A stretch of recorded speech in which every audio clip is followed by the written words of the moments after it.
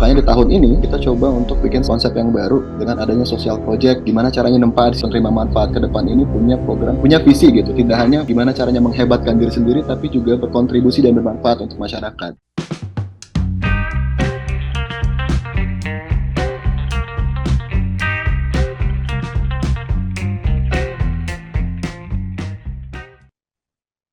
Assalamualaikum warahmatullahi wabarakatuh. Selamat siang netizen sekalian. Ketemu lagi dengan saya Winnie Ramdiastuti, Pemret Sripo dan Pemret Tribun Sumsel. Ini masih suasana Lebaran, jadi tentu saja saya mengucapkan minal aidin wal faizin, mohon maaf lahir dan batin untuk semua netizennya Sriwijaya Pos dan Tribun Sumsel. Nah, teman-teman sekalian, kali ini tamu Tribun sangat istimewa. Saya merasa muda kembali karena saya kedatangan 3 tamu, anak-anak muda semua. Anak-anak saya semua. Yang pertama hadir di studio adalah Shania. Halo Ibu Weni, perkenalkan nama saya Tania Nursiasi. Saya kebetulan anak muda juga nih Bu, Alhamdulillah umurnya masih 23 tahun. Masih 23. Ya, dan saat ini kesibukannya masih melanjutkan kuliah di Universitas Indonesia, Fakultas Kesehatan Masyarakat. Woi, keren ya. Siapa Shania? Dia adalah penerima program pemuda antar negara ya untuk SEAP. SEAP itu adalah Ship for Southeast Asia and Japan. Nah, jadi itu pertukaran pemuda, anak-anak muda dari seluruh Asia, dan bertukarnya itu segala macam pengalaman ada di kapal pemuda tersebut gitu ya. Tapi nanti ada cerita menarik karena Shania tidak mengalami secara langsung karena COVID gitu ya. Kita akan korek-korek tentang itu. Dan yang kedua, ini ketuanya nih. Wah, keren nih. Ketua PCMI. PCMI itu apa? PCMI itu adalah Purna Caraka Muda Indonesia Sumatera Selatan. Ini mengetuai untuk anak muda di Sumatera Selatan, mereka yang sudah menerima program PPAN tadi. Dan ketuanya adalah seorang entrepreneur muda yang sangat keren, namanya Mustafa. Halo Mustafa. Halo, Assalamualaikum Ibu, apa kabar? Waalaikumsalam, baik. Mustafa, ceritain dong tentang diri kamu sedikit. Ya, saya Mustafa Patapa, biasa panggilnya Topa. Saat ini saya diamanahkan sama teman-teman PC Sumatera Selatan untuk menjadi ketua yang baru dimulai beberapa bulan yang lalu sebenarnya. Jadi ketuanya juga masih baru, dipilih di Agustus 2022. Dan itu saya juga sekarang lagi aktif untuk program pemberdayaan masyarakat melalui perusahaan social enterprise yang saya bangun bersama teman-teman juga. Namanya Kulaku Indonesia, yang saat ini juga baru berumur sekitar belum tahun sih, Bu. Gitu. Dan Mustafa ini adalah penerima program manfaat PPAN tahun berapa?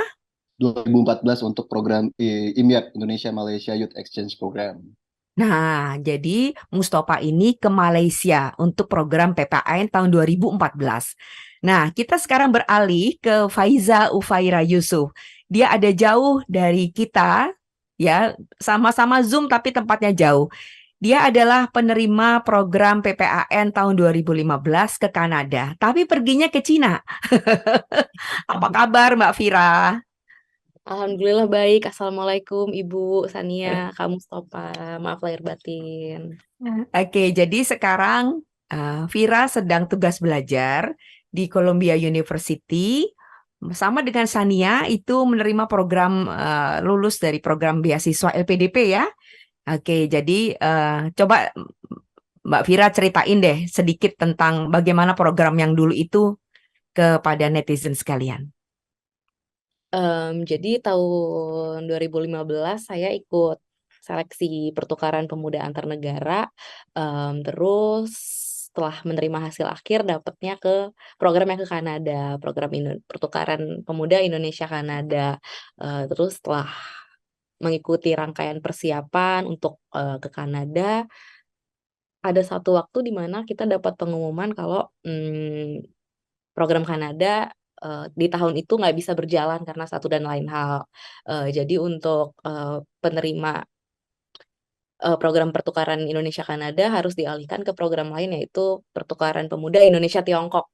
Jadi kita shifting dari Kanada ke Tiongkok gitu. Dan dari durasi, objektif program, jumlah peserta, kemudian apa yang dilakukan di sana juga jauh berbeda antara Tiongkok dan Kanada.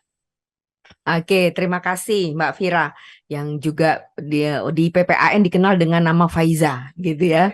Oke, nanti akan cerita lebih lanjut. Nah, saya mewawancarai anak-anak muda ini tentu tetap ada konteksnya. Karena baru-baru ini masih ada apa istilahnya tuh sedang proses penerimaan seleksi PPAN tahun 2023 gitu ya. Nah, Kak Mustofa, tolong dong ceritain sekarang prosesnya sudah sampai mana nih? Yes, prosesnya sekarang sudah sampai proses tahap akhir sebenarnya. Kita udah ada karantina yang akan dimulai besok sama hari Minggu. Jadi mereka akan kurang lebih 2 hari bersama-sama dan menerima banyak materi. Kemudian ada beberapa hal gitu. Yang program seleksinya sendiri sudah dimulai dari awal tahun lalu. Gitu. Jadi memang PPAN ini agak lumayan panjang tahapannya sebenarnya. Gitu. Oke, untuk tahun ini berapa orang yang akan berangkat? Yang baru confirm 2 orang. Semoga nanti kita akan dapat tambahan program lagi untuk Sumsel. Semoga bisa jadi 3 atau 4 orang. Oke, sekarang saya masuk ke pertanyaan yang lebih serius, boleh dibilang seperti itu ya. Kak Mustofa, kalau menurut Anda gitu ya, sebagai penerima manfaat program PPAN, seberapa bermanfaatnya sih program ini bagi kehidupan Anda kelak gitu ya? Dulu waktu ikut program ini umur berapa, dan kemudian proses kehidupan berlanjut terus, dan akhirnya boleh dibilang tahapan-tahapan ini tuh bermanfaatnya tuh seperti apa dalam proses pengembangan diri, pengembangan sebagai sumber daya manusia gitu ya. Saya nanya dulu ke Kak Mustofa, nanti Sania juga bisa menambahkan. Silakan. Kalau pertanyaan ini sebenarnya jawabannya agak panjang sih, Bu. Nggak Karena apa-apa. beneran di PPAN ini kenapa akhirnya balik lagi flashback sedikit, kenapa saya akhirnya memutuskan untuk memberanikan diri untuk mencalonkan diri menjadi ketua PCMI, karena saya merasa bahwa program ini banyak memberikan kontribusi pada hidup saya dan sudah saatnya saya secara pribadi juga harus memberikan hal yang sama, berkontribusi balik ke PCMI dan juga Sumatera Selatan untuk kali ini. Nah, pertama ini program life changing banget. Jadi di awal ini adalah program pertama saya untuk program pertukaran pemuda dan program pertama kali saya juga ke luar negeri. Jadi di sini saya belajar bagaimana saya bisa menjadi orang yang jauh lebih baik, bagaimana saya bisa membangun sebuah networking yang lebih baik. Dan pada akhirnya saya merasa bahwa hidup saya itu jauh lebih berarti. Dan ketika saya diterima di program ini, tahun-tahun berikutnya jadi sangat berubah, Bu, di hidup saya. Nah, yang kedua, misalnya kenapa sekarang saya memutuskan untuk mendirikan Kulaku bersama teman-teman, karena juga alasannya dari sini. Karena dulu di tahun saya itu temanya adalah entrepreneurship, ngomongin tentang entrepreneurship. Saya banyak belajar dari sana. Dan akhirnya kayak memutuskan untuk banyak mengambil resiko di hidup itu adalah ya karena alasan ini. Saya menemukan banyak teman-teman yang selain kompetitif juga sangat suportif di program ini, yang akhirnya membuat saya kayak ngerasa saya sepertinya kurang ya jadi manusia gitu. Kurang dalam hal baik secara knowledge-nya saya, kemampuannya saya, secara individu gitu, maupun secara kontribusi saya ke masyarakat. Yang akhirnya membuat saya kayak, ayo dong, lagi dong gitu. Nah, yang ini yang tidak pernah saya temukan di program-program yang lain gitu. Dan yang paling penting juga networking yang dibangun di sini. Sekarang di Kulaku kita lagi ada penjajakan ke beberapa negara, salah satunya Malaysia, dan kita di usaha saya sekarang ya, Bu. Kita membangun penjajak ini melalui networking PPAN kemarin. Jadi counterpart kita kemarin gitu. Jadi manfaatnya apa kalau disebutin banyak banget sekarang. Jadi kemarin saya sempat juga datang lagi ke Malaysia untuk ngomongin membuka cabang di sana insya Allah gitu ya. Dan kita kerjasamanya justru sama counterpart saya dulu di 2014 gitu. Dan kalau ditanya manfaatnya apa, tadi banyak banget. Jadi makanya kalau mau dijelasin kayaknya kita bisa bikin buku sih dari situ. Keren itu, belum ada loh buku ya. Oke. Jadi program ini boleh dibilang tadi Mustofa udah menjelaskan bahwa membuat hidup lebih berarti dan kemudian membangun jaringan ya. Bahkan bisnisnya sekarang itu bangunannya atau apa sistem yang di awal dibangun dari PPAN ya. Betul, Sampai pondasinya. mau buka fondasinya dari PPAN ya. Boleh bilang seperti itu. Oke. Nah, sekarang saya ke Sania nih sebagai peserta yang paling baru. Sania ini tahun 2000. Tahun 2021. Nah, ini ada menariknya nih karena Sania itu programnya berlangsung pada saat COVID. Betul. Nah, itu manfaat yang diterima seperti apa? Jadi mungkin banyak orang bilang tuh kayak, ih ngapain ikut kalau misalnya nggak pergi gitu kan. Nah tapi di sisi lain itu melihatnya bahwa Kenapa nggak pergi nanti dulu? Tolong uh, jelasin. jadi salah satu hal karena dia nggak pergi itu karena ada pembatasan sosial kan, karena ada pandemi, jadi anggarannya juga dipotong, jadi kita nggak bisa pergi ke Jepang dan juga negara ASEAN.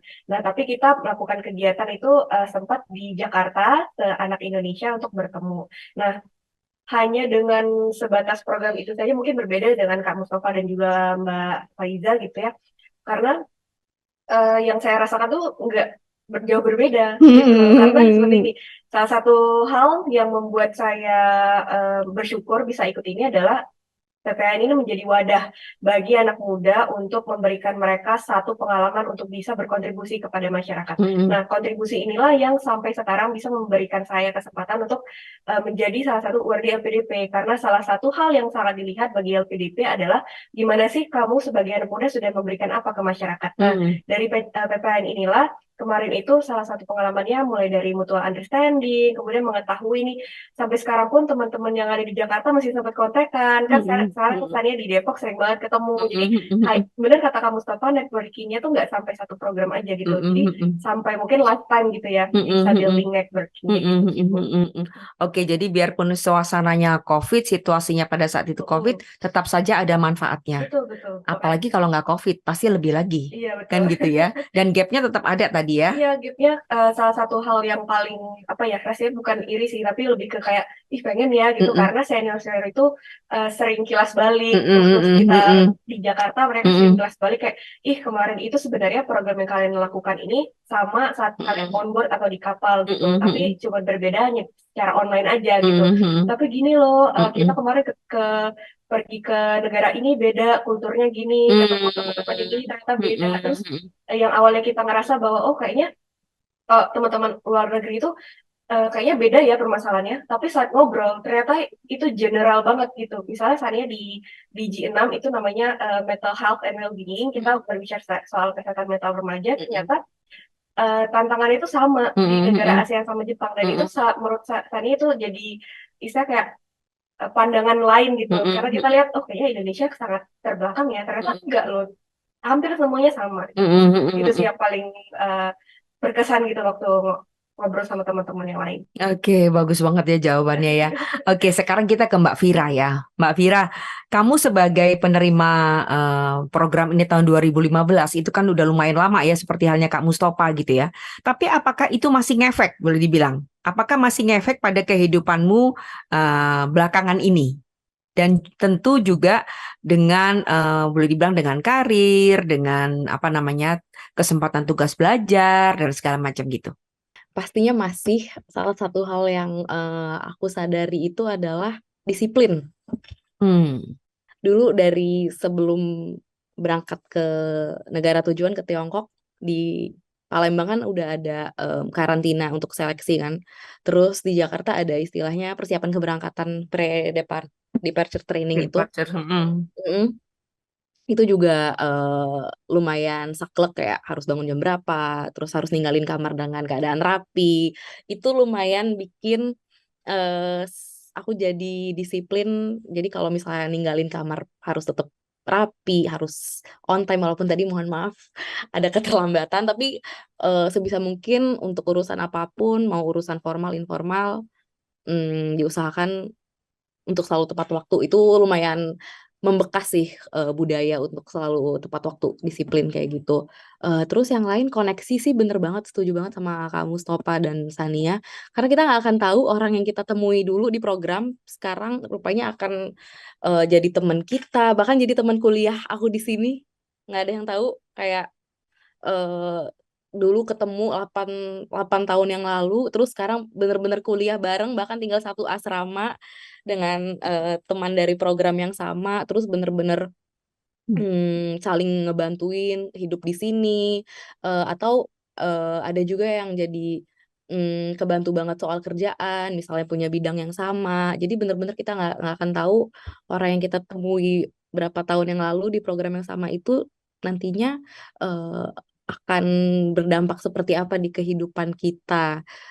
Terus untuk yang lainnya sih yang pasti pengalaman ya, karena hal kayak gitu nggak akan terulang lagi, masa muda cuman sekali, jadi kayak apa yang kita dapat di program itu tuh bisa jadi cerita yang kita bawa sekarang, dan kayak eh kita pada saat kita di sini, misalnya aku di sini di New York jadi punya cerita juga, karena di sini orang-orang semuanya hebat, semua pengalamannya bagus dan bisa dibanggakan, dan dengan kita punya pengalaman di situ kita juga punya sesuatu yang bisa diceritain ke banyak orang, dan itu menurut aku sangat membanggakan sih jadi bagian dari delegasi Indonesia.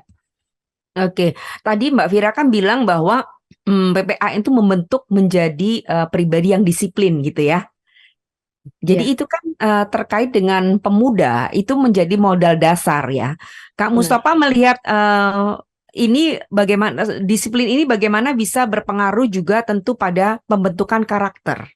Yes, saya sepakat sih Bu. Jadi dari awal tadi life changingnya PPAN itu banyak hal. Salah satunya tadi poin paling penting juga adalah disiplin. Dan saya ngelihat bahwa termasuk diri saya sendiri, saya berkaca pada diri saya sendiri gitu. Misalnya eh, kalau kita kan selalu punya jam karet ya. Kalau ketemu sama orang luar ketika ngobrol sama itu, apalagi ketika di program, kita selalu punya kayak yang precise gitu jam. Kita kan kumpul jam 7, semuanya jam 7. Dan itu sampai sekarang juga jadi kepake banget buat saya gitu. Apalagi sekarang misalnya di kerjaan gitu, kita meeting sama orang mana gitu, misalnya orang luar dari Korea, misalnya dari Amerika, mereka kan akan sangat precise waktunya gitu, dan itu sangat membantu buat saya pribadi.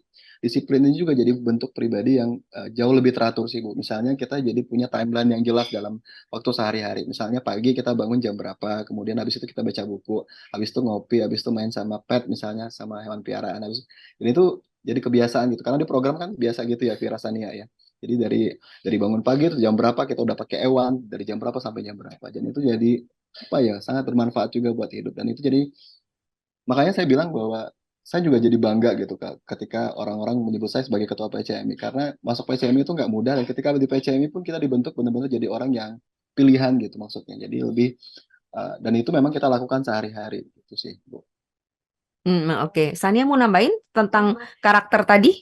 Jadi bener banget nih kata kata kalian gitu ya. Karena terutama on time ya. Soalnya kalau misalnya di itu kita bukan merepresentasikan diri sendiri, tapi nama Indonesia. Jadi kalau misalnya kita telat, pasti bukan disalahin Sanianya gitu, tapi disalahin oh orang Indonesia telat banget gitu.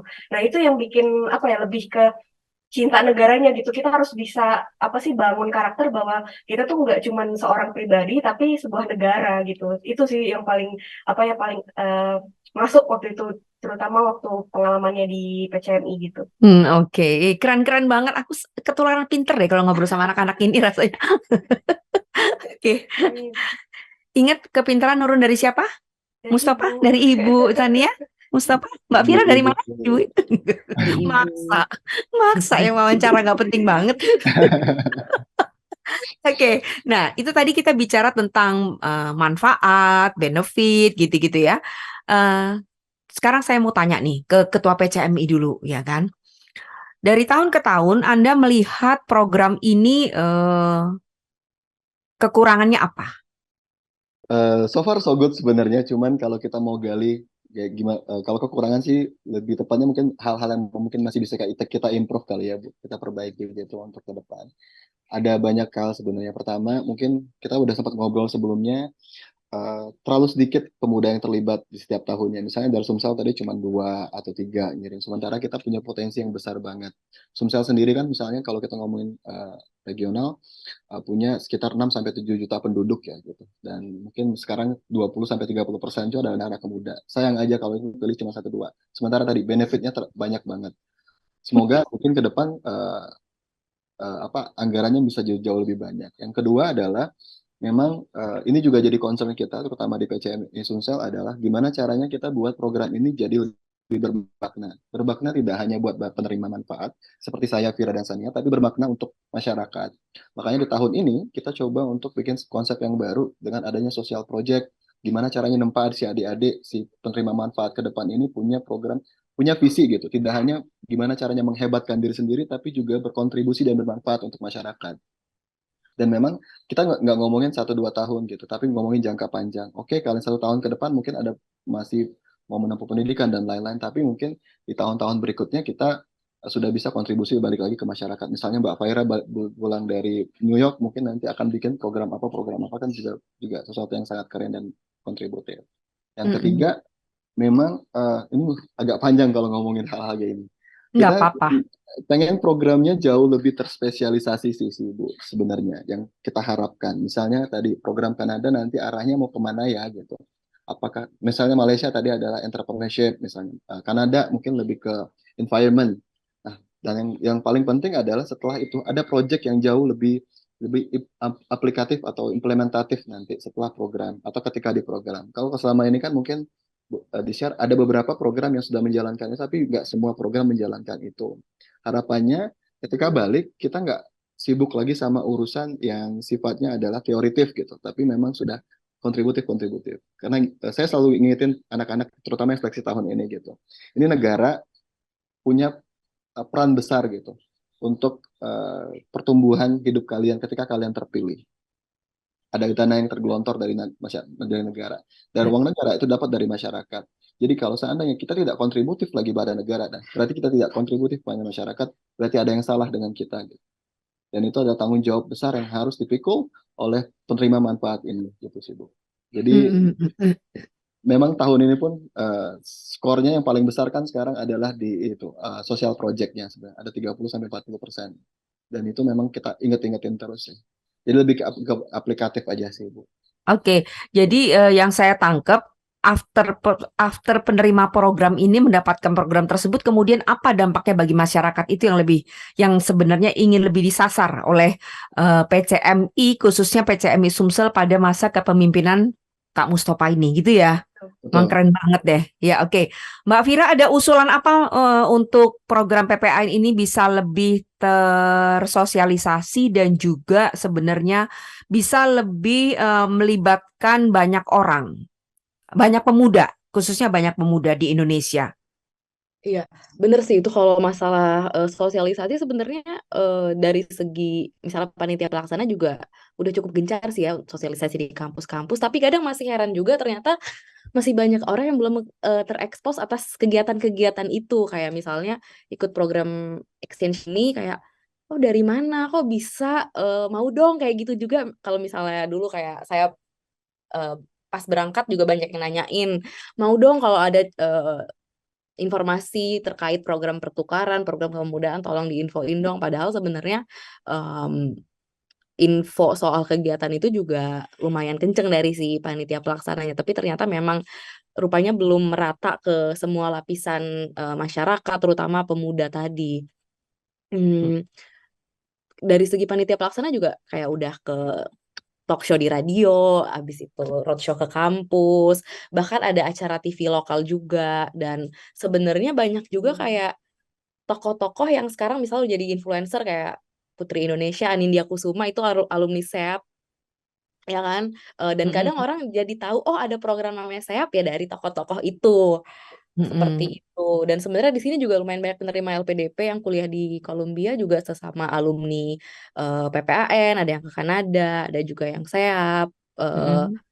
Dan menurut saya juga program ini sebenarnya cenderung segmented karena begitu di sini juga masih banyak yang nggak tahu teman-teman sesama Indonesia kayak, oh kalian tuh PPAN ya, PPAN tuh apa? Oh PCM ya itu apa? Rupanya sangat segmented terutama untuk jadi kalau orang dari ibu kota nih kayaknya kurang tahu, kurang terdengar nih program. Tapi kalau untuk anak-anak daerah, program ini cukup nggak asing lah di kuping mereka, kayak gitu sih yang aku tangkep. Jadi justru misalkan untuk anak Jakarta nggak kedengeran atau gimana? Mungkin karena saking sedemikian banyak aktivitas di sana ya, atau gimana, Mbak? Kayaknya sih gitu karena mereka banyak terekspos dengan berbagai macam kegiatan kepemudaan, linknya banyak, mereka punya jauh lebih banyak kesempatan untuk bisa melakukan hal yang serupa, mungkin ada program-program pemudaan yang lain dari instansi pemerintahan atau organisasi lainnya. Jadi mereka hanya melihat si PPAN ini atau Kapal Pemuda Nusantara sebagai salah satu opsi dari program pemudaan. Sementara untuk kita yang tinggal di daerah ini bisa jadi hanya satu atau dua, satu dari beberapa opsi yang ada, terbatas lah intinya untuk berpartisipasi di kegiatan kayak gitu. Oke.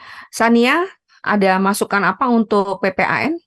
Sebenarnya itu sudah disampaikan banyak ya, tapi salah satu hal yang paling penting adalah menurut Sania adalah pribadi masing-masing penerima manfaat. Hmm. Karena kita orang yang bisa influencing orang lain gitu. Mm-mm, Banyak banget teman-teman Sania yang tahu PCMI karena tahu program seperti Kak Faiza dan Kak Mustafa. mm-mm, Oh, itu programnya apa gitu loh. mm-mm, Nah, mm-mm, mungkin lebih ke pribadi yang pernah menerima manfaat lebih mm-mm, menggencarkan gitu di sosial media mereka sendiri gitu kan. mm-mm, Karena mm-mm, itu menurut mm-mm, saya itu adalah salah satu exposure paling terbesar mm-mm, untuk mm-mm, zaman sekarang kan, karena mm-mm, semuanya mm-mm, punya sosial media gitu mm-mm, kan. Jadi mm-mm. menurut saya itu yang paling penting sih. Oke, jadi ini ya, lebih balik ke pribadi Heeh, kita masing-masing dan betul. bagaimana kita mensosialisasikannya ya. Jadi personal branding kita seperti apa Mm-mm, gitu kan, mm-mm, orang melihat kok dia bisa pergi kemana, dia mm-mm, melakukan mm-mm, pengalaman apa, mm-mm. itu menurut saya adalah salah satu hal yang bisa membalakan mata seseorang gitu. Oh, aku Uh, mau juga nih gitu kan. uh, Jadi mm-mm, ya itu yang paling penting sih kalau menurut saya. Walaupun tadi udah dibilang saya juga pernah jadi panitia PPAN, itu kan mm-mm, kita udah banyak sekali mm-mm, melakukan mm-mm, kegiatan mm-mm, live Instagram, mm-mm, radio, mm-mm, mm-mm, kemana-mana mm-mm. semuanya kita Masih belum lakukan. cukup ya. Betul, di Sumsel aja masih belum cukup gitu. Mm-mm, Jadi mm-mm, mm-mm, menurut saya karena penerima PPN itu udah lama banget, mm-mm, banyak yang dari tahun berapa mm-mm, gitu kan, mm-mm, mm-mm. mereka punya kontribusi pribadi untuk memberikan influence gitu kepada Mm-mm. orang lain. Nah, dengerin tuh. Jadi para penerima manfaat memang harus gencar Iya, betul. mensosialisasikan dirinya sendiri. Tapi bener ini jadi PR sebenarnya. Bahkan boleh dibilang sebagai KPI ya, Iya. barangkali ya, sebagai untuk penerima manfaat. Oke. Eh, Sekarang ke Mustafa lagi ya. Anda melihat program ini kelemahannya kan tadi sudah sedikit disebut ya pada anggaran. Berarti kalau anggaran yang pegang ini kan DPR ya. DPR RI, ya kan? DPR RI. Karena ini semua sifatnya dropping. Anggaran-anggarannya juga dropping dari pusat. Nah, punya pemikiran apa Mustafa tentang ini? Yes, sebenarnya kalau saya secara pribadi tidak mau banyak menuntut sih, Bu, terkait Hmm, si anggaran. Karena pada akhirnya pasti pemerintah juga punya badan anggaran yang memang menyusun anggaran berdasarkan peruntukannya masing-masing dan berdasarkan urgensinya gitu. hmm, Memang hmm, yang bisa kita sampaikan adalah kita punya satu program yang itu punya potensi besar untuk mengubah Indonesia di masa depan. Dan hmm, punya anak-anak muda yang keren-keren banget, yang siap difasilitasi untuk tadi masuk ke dalam program ini. Jadi tadi mungkin yang kita sudah lakukan sekarang adalah boleh di track record teman-teman kita di PPAN alumninya sebelum mereka ikut program dan pasca program kontribusi apa yang mereka bisa berikan. Nanti kebaca datanya dan saya rasa data yang ditunjukkan pasti akan menunjukkan bahwa ada implikasi yang sangat besar program ini terhadap anak-anak muda ini dan terhadap masyarakat secara keseluruhan. Dan hmm, itu bisa jadi pertimbangan yang cukup baik buat mereka untuk lebih concern dan lebih fokus terhadap program ini. Dan saya pikir hmm, ke depan harusnya tidak hanya satu dua orang setiap provinsi yang dikirim, tapi lebih banyak sehingga potensi untuk anak-anak muda untuk juga maju, untuk juga berkembang, untuk juga berkontribusi dan masyarakat juga semakin besar. Dan semakin banyak akan semakin bagus sih untuk Sumatera Selatan dan untuk Indonesia secara umum. Oke, jadi Anda memilih untuk tidak mau banyak menuntut, eh, tetapi Anda menginginkan bagaimana program ini tetap bisa terlaksana dengan baik. Padahal DPR RI itu kalau nggak digedor-gedor soal anggaran, itu kalian nggak akan bisa dapat kuota yang lebih, gitu loh ya. Jadi harus ada tuntutan ke sana memang, ya, karena Yes. kuotanya itu kebagi-bagi kue itu ada di sana, ada di DPR RI sana, gitu ya. Heeh. Dan ini sih Bu, yang bisa kita lakukan sekarang, yang paling efektif yang kita lakukan sekarang adalah memang pertama kita tunjukin dulu taringnya kita. Gitu. Tadi yang saya bilang adalah apa sih yang bisa kita kontribusikan untuk masyarakat. Sebelum kita menuntut Hmm. terlalu banyak, mungkin kita harus evaluasi dulu. Jangan-jangan apa yang kita lakukan selama ini belum cukup untuk bisa mempengaruhi si pemilik anggaran tadi. Yang kedua yang kita lakukan adalah kita eh, melakukan konsolidasi internal alumni PPAN. Sekarang alumni PPAN itu cukup banyak di pemerintahan dan kita Hmm. pikir cukup jadi penyambung lidah kita karena pada akhirnya again gitu yang Anggota kita dewan belum ada, Mustafa harus jadi anggota dewan. kemungkinan saya Bupati Banyuasin sepertinya Bu. Oh, Bupati Banyuasin. Amin. Amin. Amin. Yang sekarang apa nanti 4 tahun lagi, 5 tahun lagi? Sekarang. Nanti ya. Masih lama Bu. Oke. Oke, ini calon pemimpin kita ya, Amin anak ya muda. Allah. Amin. Pemimpin Mbak yang Vira amanah. ada, iya amin. Mbak Vira ada usulan bagaimana bisa meningkatkan anggaran?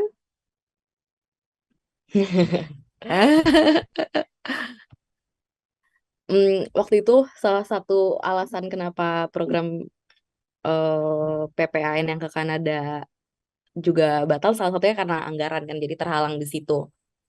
Jadi Indonesia itu kerjasama kalau di Kanada namanya sama Canada World Youth organisasinya. Nah, jadi di tahun 2015 waktu program di mana saya harus berangkat di tahun itu, si CWY itu, si Canada World Youth itu tidak bersedia lagi untuk membiayai 20 kontingen Indonesia di Kanada. Jadi kita emang 20 dikasih di pemuda. Kanada 3 bulan.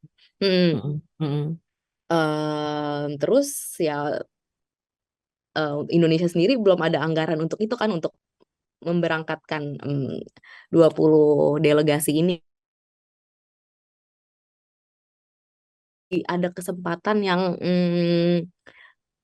terbuang, sebenarnya nggak terbuang juga sih, kesempatan itu tetap ada, cuman teralihkan aja, tapi jadi sayang aja kita jadi nggak bisa ngerasain manfaat si program Kanada itu, yang sebenarnya Tiongkok Kanada sama-sama bagus, cuman beda fokus aja. Kalau Kanada mungkin fokusnya di sosial, kreatif, sementara kalau Tiongkok kan fokusnya lebih ke wirausaha, bisnis startup kayak gitu. Mm-mm, mm-mm, mm-mm.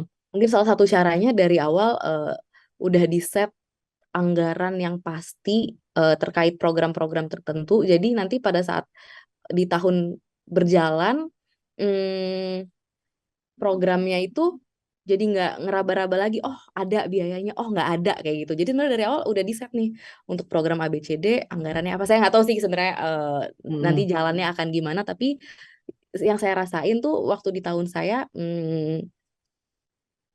si penerima manfaat ini ada ngerasa kekurangan kalau oh kayaknya kurang kurang untuk uang saku pas di sana kayak gitu. Jadi kita harus minta kemana kayak gitu. Sebenarnya teknis sih, tapi kalau misalnya anggarannya udah tepat sasaran, terus sifatnya juga adil untuk ke setiap penerima manfaat, saya rasa nggak akan ada masalah untuk itu sih.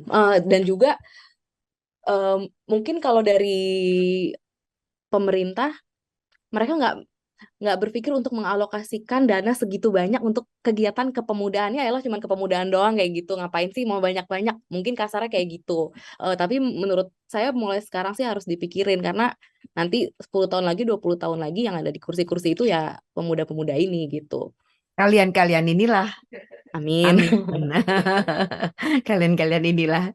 Oke, oke, gitu ya. Jadi bagaimanapun ada loss di situ tuh bagaimanapun merugikan ya Mbak ya, boleh dibilang ya. Iya, betul. Ya, merugikan karena pengalaman yang didapat tuh experience-nya, empirisnya tuh tentu nggak akan sama dengan yang sudah menerima itu. Seperti halnya Sania juga seperti itu kan ya. Nggak Benar, dapat benar. tuh bagaimana pengalaman di atas kapal karena kondisi COVID. Kalau tadi Mm, 2015 karena kondisi anggaran pada saat itu Presiden Jokowi masih di awal pemerintahan memutuskan untuk mengadakan penghematan pada anggaran-anggaran tertentu itu tadi di antaranya adalah di Kemenpora dan Pemuda. Oke, sekarang mungkin kurang penting tapi 10-20 tahun kalianlah pemimpin republik ini. Amin. Gitu ya. Oke. Sania ada yang mau disampaikan lagi?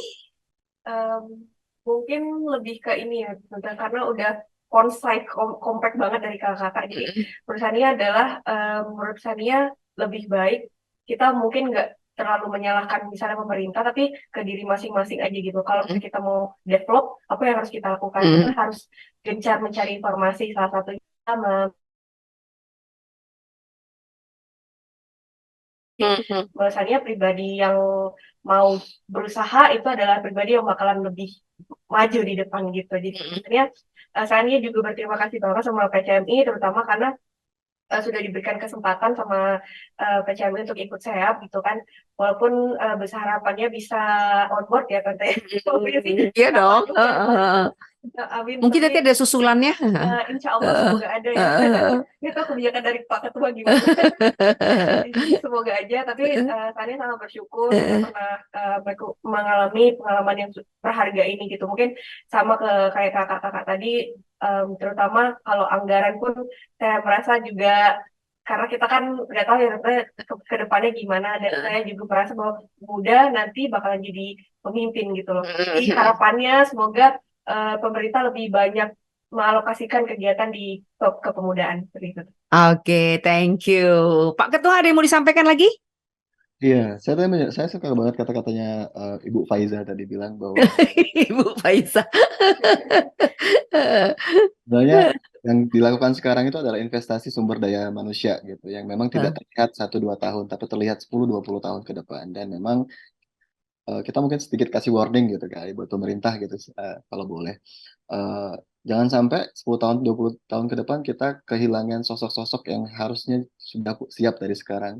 Dan salah satu Betul. proses persiapan itu adalah melalui program, salah satunya adalah melalui program PPA ini.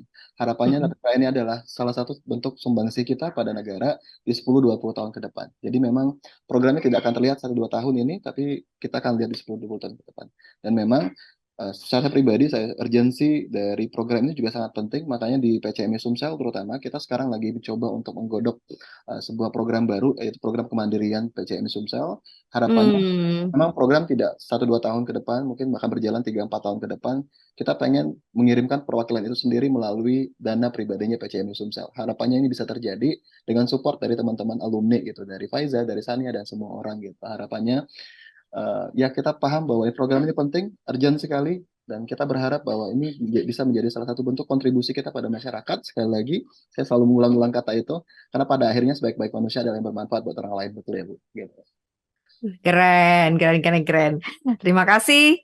Mbak Vira, terakhir, jam berapa sekarang di sana?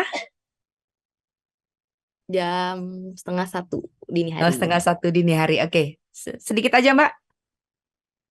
Iya, setuju banget istilah investasi sumber daya manusia, Kak Mustafa, mantap. Iya, bener sih. Tadi juga setuju banget Sania bilang perubahan itu dimulai dari kita sendiri dulu. Pertama sih penerima manfaatnya, kemudian dari pemerintah sebagai yang punya kuasa pengambil keputusan. Jadi semuanya harus kolaborasi lah ya istilahnya.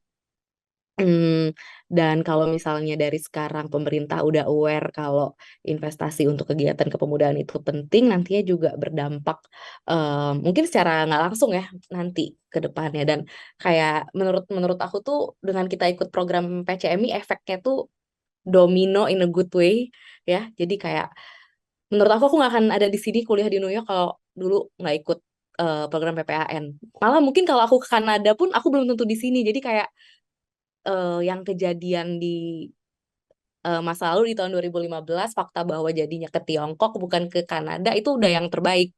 Karena kayak aku yang di sini, yang sekarang, diri aku yang kayak gini, dengan pribadi seperti ini, pengetahuan yang aku punya dulu, terus jadinya bertambah, ketemu orang baru, belajar banyak hal, itu juga semuanya karena PPAN. Dan sampai sekarang pun kalau misalnya ketemu sesama alumni PPAN dari provinsi lain, di kegiatan lain itu juga kita sama excitednya. Jadi kayak kita ngerasa punya satu wadah something in common yang kayak kita bisa relate kayak gitu. Jadi ngerasa ada kesamaan dan jadinya punya hubungan yang lebih erat juga antar sesama alumni.